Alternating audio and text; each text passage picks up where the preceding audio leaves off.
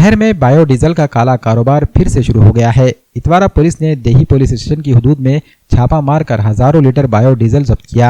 Itwara police station के police inspector भगवान धबड़गे ने पुलिस एसपी श्री कृष्ण कोकाटे की रहनुमाई में ये कार्रवाई की। एसपी श्री कृष्ण कोकाटे को इत्तला मिली कि बोंढार शिवारा के एम खान गैरेज में बायोडीजल गैर कानूनी तौर पर फरोख्त किया जा रहा है। एसपी के हुक्म के बाद पुलिस इंस्पेक्टर भगवान धबड़गे ने अपनी टीम के साथ जुम्मे की रात एम खान मोटर गैरेज पर छापा मारा।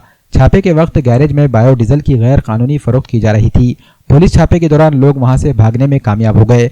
ऑपरेशन के दौरान पुलिस ने 6000 लीटर बायोडीजल, एक हाइवा ट्रक, गाड़ी में बायोडीजल भरने वाली मशीन और 50 लाख रुपए जब्त कर लिए। पुलिस ने एम खान ट्रेडर्स के मालिक महबूब खान, मुदस्सिर खान, बालाजी स्वामी, मल्लिकार्जुन स्वामी और बाला साहेब उमदे समेत 8 अफराद को भी हिरासत में ले लिया। एक शख्स फरार बताया जा रहा है। इस मामले में देही पुलिस स्टेशन में मामला दर्ज किया गया है।